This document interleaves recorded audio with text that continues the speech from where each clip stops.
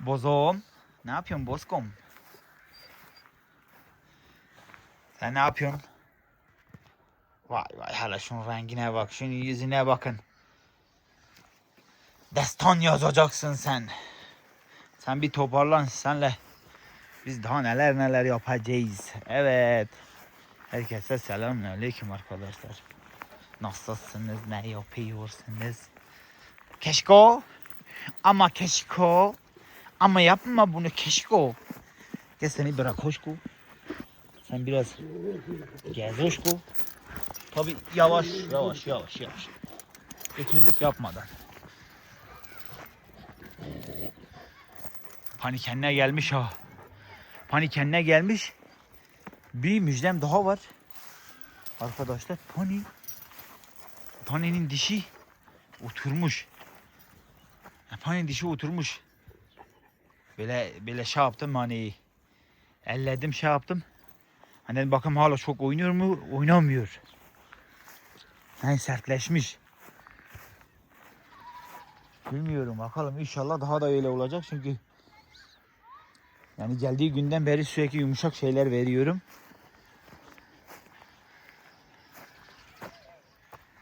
İnşallah o dişleri toparlayacağız. Ya o eşkıyanın yanına kimi bırakalım? Biz eşkıyanın yanına kimi bırakalım? Biz bu iki. Ancak bu ikisini bırakırız.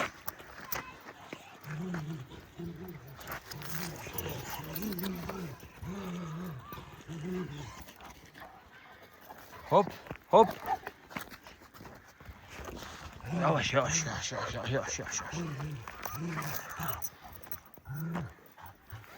Eşkıyı bırakırken ancak bunlar. Ama Pero. Sen ne yapıyorsun Pero? Bak. Bak bıraktığım gibi gidip şeye sarıyor.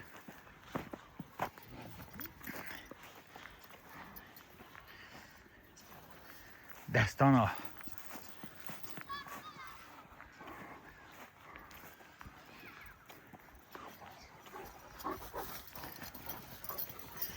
Hop.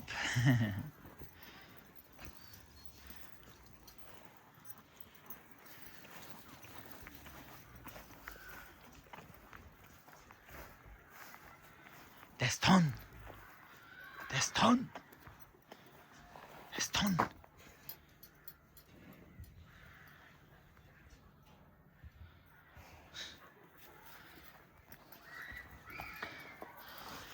Ve küçük eşkıya.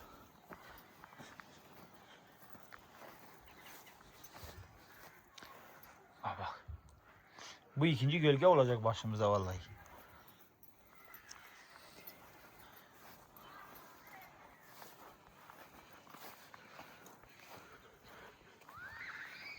Ya Pani bıraksak mı bırakmasak mı? Bırakamayız. Çünkü eşken sağ solu belli olmuyor. Bir bakıyorsunuz birden bir şeyler yapabiliyor. Bozuğu da bırakamayız çünkü bozuğu eşkeğin tarafını tutuyor. Şimdi eşkeğiyle bozuğu bir olup hani beyaz ya da karabaşa çökebilirler.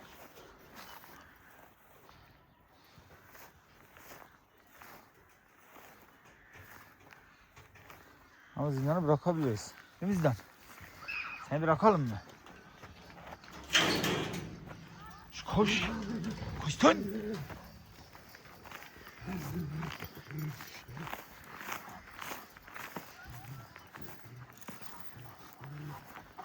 Hele alfa bak.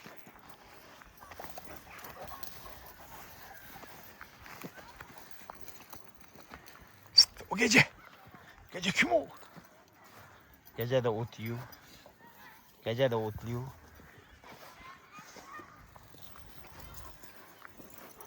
Hırlıyor ha. Destan. Yavaş yavaş. Adapte olacak.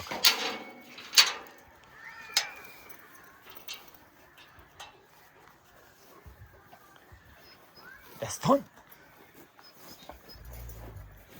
Destan.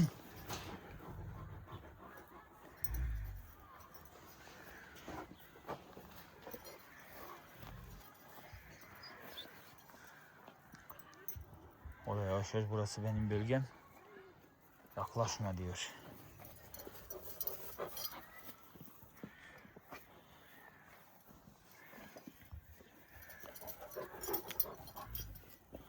Ana kız. Ana kız. Kulübenin etrafında dönüyorlar.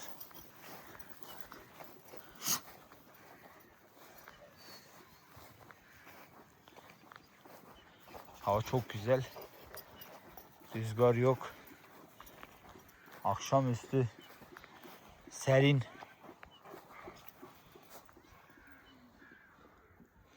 Bozuyu bırakamayız. Ya aslında hiçbirini bırakamayız vallahi. Şu an hangisini bıraksak da riskli. Havalar sıcak. Köpekler hiçbir şekilde yara alsın istemiyorum.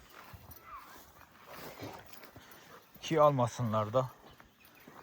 Ha, burası bizim yeni ağaçlar yeşermiş.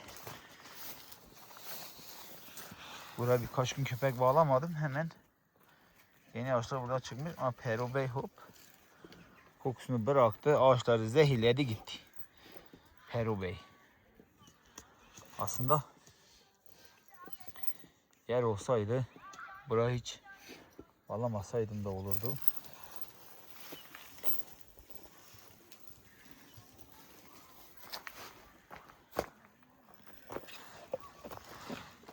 Aslında şu kafes, bilmiyorum abi, bu kafes burayı bile biraz engelliyor gibi ya. Bana öyle geliyor. Hani acaba diyorum. Şu kafesi buradan kaldırıp, yani şu tarafa değil de, köpek bu taraftan imkansız gidemez. Zincirini buraya bağlarız. Zincir buraya kadar gelir.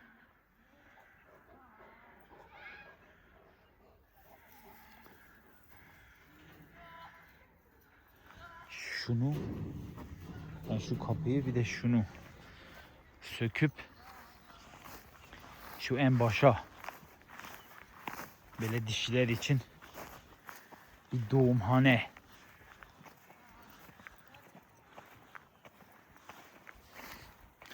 yani sadece yavrular olduğu zaman, doğum yaptıktan sonra dişi yavrularla beraber oraya.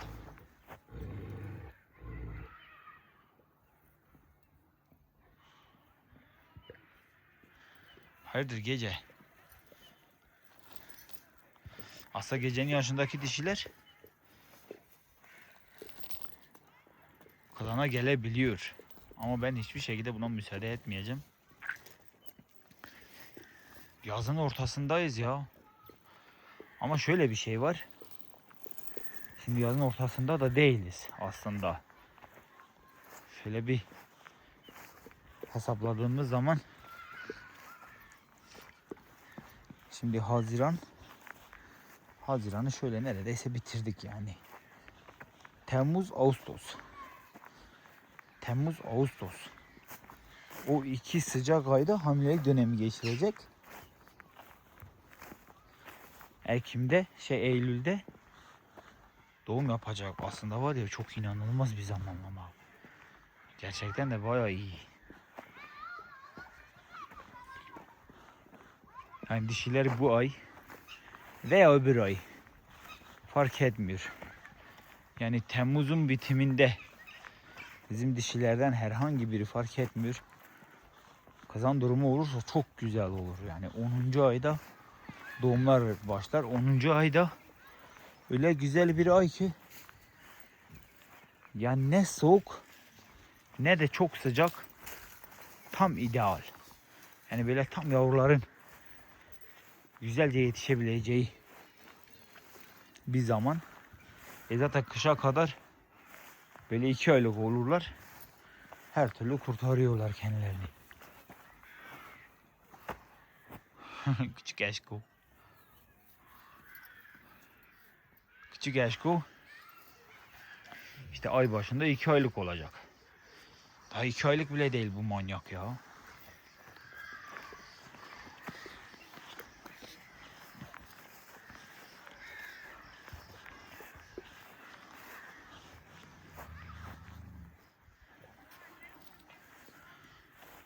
Görüyor musunuz? Nasıl sarıyor. Alfa! Ya var ya, ne yapıyorsun? Gel şuradan. Telin altından geçmeye çalışıyor ya. Alfa bak, Kur'an. Dur gel. Gel seni bağlayayım. Sen durmuyorsun. Gel. Bırakıyorum. Sana diyorum ki gel. Kendine gez, dolaş. Ya niye yani? Çıkıp ne yapacaksın acaba Alfa Efendi? Sen çok kötü alıştın abi. Bu huyunu var. Şey yap, terk et. Bir saniye şunu bağlayayım.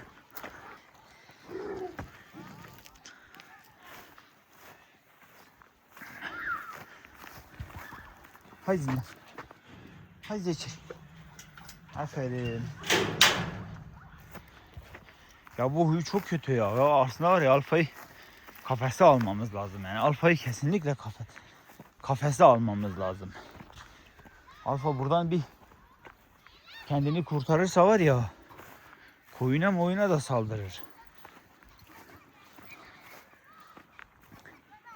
Şu zindanın olduğu kafese Alfa'yı oraya koyacağız. Yani bence Alfa'yı oraya koyalım.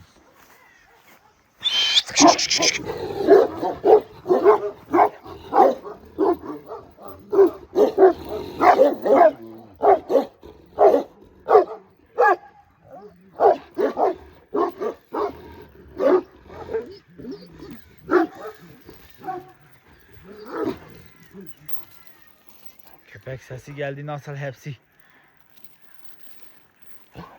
birden kapağa geçtiler. Hadi sen de Destan Hanım. Destan yok öyle. Burası manyaklar kampı. Sen de bunlara uyacaksın yani. Sen de bunlar gibi manyak olacaksın. Burada bizim sakine şey yok yani. Barındırmıyorlar, yiyorlar onları. Sen de manyak olman lazım. Burada var ya, özellikle bozu ve eşkıya inanılmaz uyum sağlamış durumda. Yani tam onlarlık. Ha diyor zaten biz de deliyiz. Burası da delilerin yeri. Tam bizlik bir yer.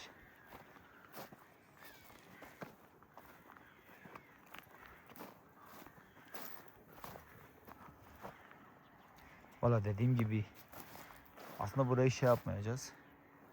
Burayı yıkmayalım. Buraya Alfa kalsın. Alfa burada olsun. Şuraya, şu köşeye bir tane kulübe yapayım.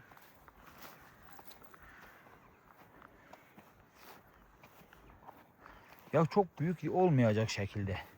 Sadece dişiler doğum yaptığı zaman, hani doğum bitti ya. Doğumdan öyle bir saat sonra dişi yavrularıyla beraber hepsini şuraya alacağız. Toprak olan yere. Yani dişi yavrularını toprakta büyütsün istiyorum. Tabi orası da tahta. Yani gene iyi. Ama burası, yani aklımda öyle bir şey var. Yani bence yaparsam da çok güzel olur diye düşünüyorum ya. Ya küçük, şöyle küçük, hani bir, hani 120 de olabilir. Yani şunun kadar işte. Şu Zeyna'nın olduğu kulübe kadar da her türlü kurtarır. Ya da bir buçuk olur. Şöyle bir buçuk, şöyle bir buçuk. Yani oradan buraya. Ha olmasa şurada küçük bir şey yaparız. Şöyle bir bahçe gibi. Küçük bir bahçe. Dişi dışarı çıksın, içeri girsin. Yavruları böyle zaten 20 günlük olunca buraya alırız. Daha o sıkıntı olmaz. Yani bence gayet mantıklı. Bana öyle geliyor. Geliyor he. Öyle yapalım bence.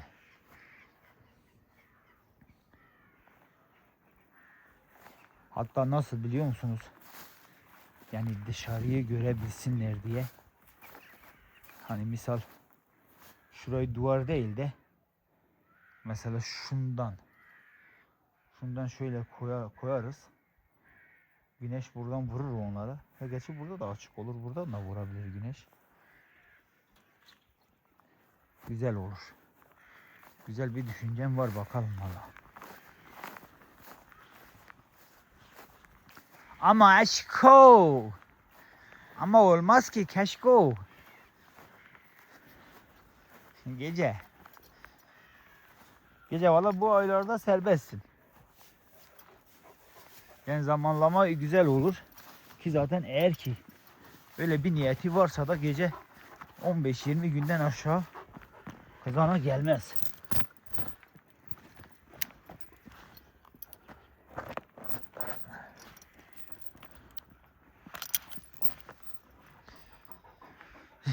Yani diyelim Temmuz'un ortası.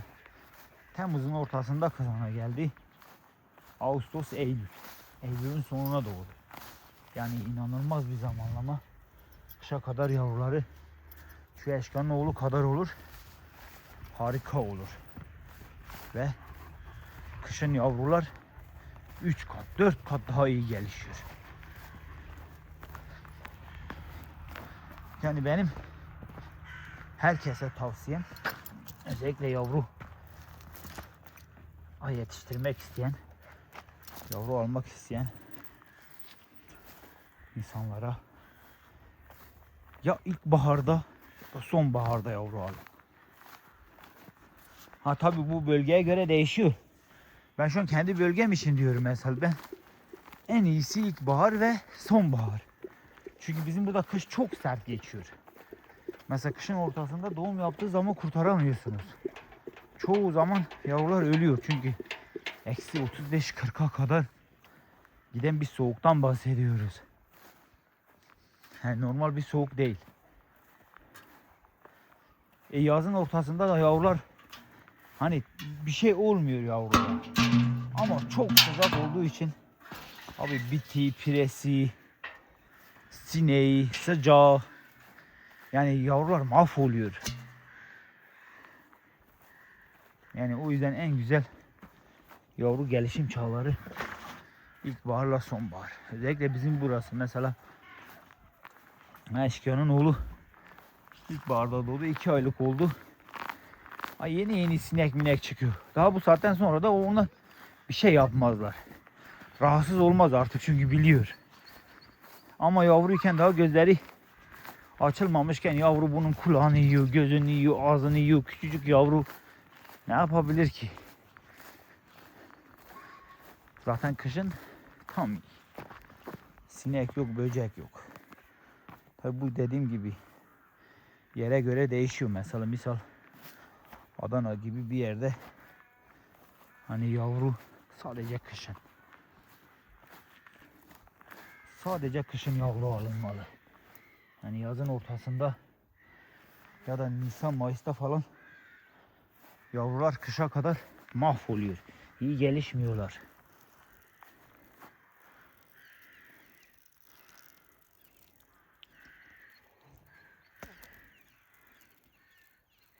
Allah Allah. Bizim su niye gelmiyor ki? Bir yerde bir kopukluk mu var? Yoksa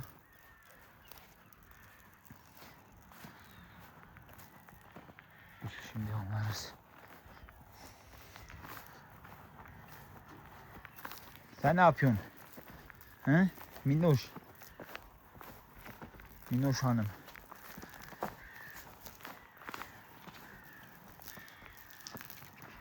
Allah, havalar ısındı.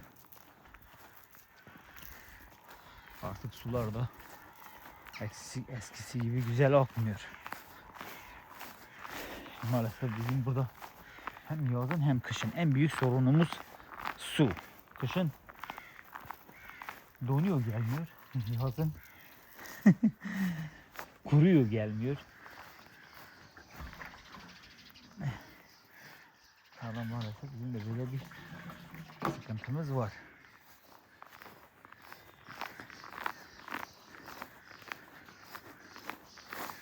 Evet değerli dostlar. Ben şimdi bunların yemeğini hazırlayacağım.